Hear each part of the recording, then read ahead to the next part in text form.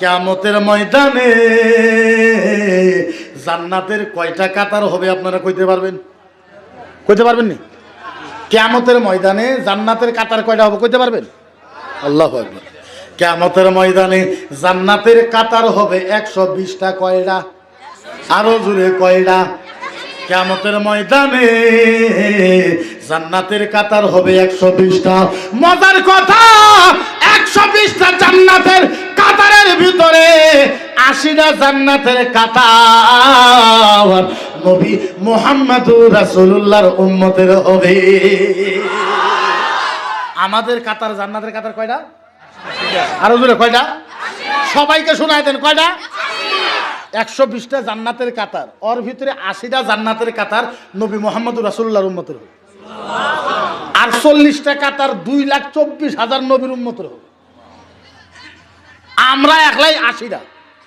আচ্ছা বলে, প্রথম কাতারে যারা জেনারেল মানুষ আছেন তারা ভালো মতন শুনবেন, স্টেজে যারা জেনারেল মানুষ আছেন আপনারাও ভালো মতন শুনেন। প্রথম কাতারে সাফুল উলা ফিল জান্নাহ আম্বিয়া, প্রথম কাতারে জান্নাতে যাবে নবীরা আর সাহাবারা। কারা? নবী আর প্রথম কাতারে কিয়ামতের ময়দানে জান্নাতে যাবে নবী আর সাহাবা। আচ্ছা বলে, 2 নম্বর কাতারে কে জান্নাতে যাব কইতে পারবেন? কইতে পারবেন?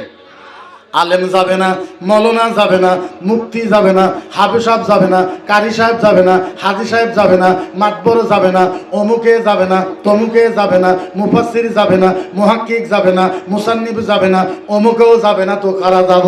মদিনার নবী বলেছে। একটা হাদিস পড়বো, সুবহানাল্লাহ কইবেন তো? এখন গলাম না, পরে কইবেন তো?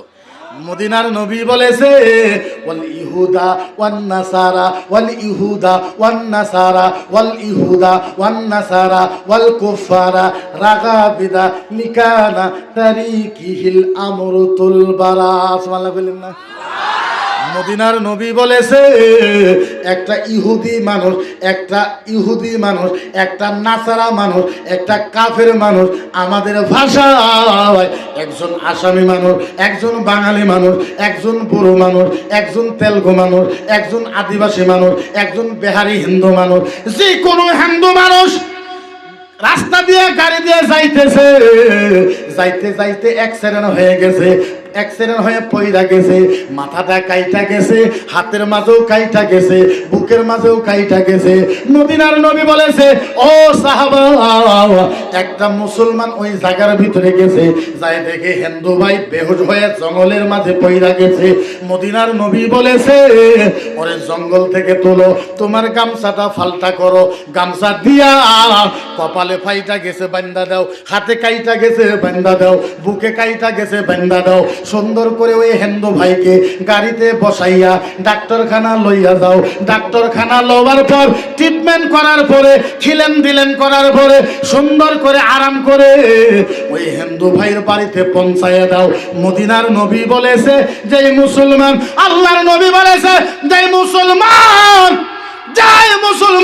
হিন্দু ভাইকে সহায় করে বাড়ি পর্যন্ত পৌঁছায় দিল, আল্লাহর নবী বলেছে, হিন্দুকে সহায় করার জন্য ওই মুসলমানকে কিয়ামতের ময়দানে আল্লাহ পাকের 2 নম্বর জান্নাতের কাতারে দেওয়া হবে।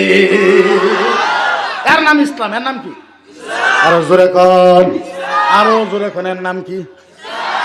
তারপরেও যদি আমার নবীকে টার্গেট করা হয়, তাইলে বলে তিনাদের উত্তর দেওয়ার দরকার আছে না নাই? আরো জোরে কোন, আছে না নাই? আহারে বুঝাই তো, বুঝাই কেমনে? বুঝাবার পারা ক্ষমতা নাই। ও মুসলমান বলে, আমাদের নবীজি আমাদের জন্য, আমার নবী কিছু করছে কি করছে না?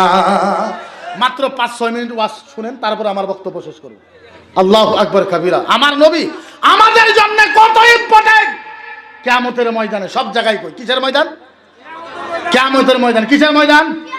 সব মানুষ কোয়া লাগবে, নাইলে কইবে না। সব মানুষ কিসের ময়দান? আরো জোরে, কিসের ময়দান?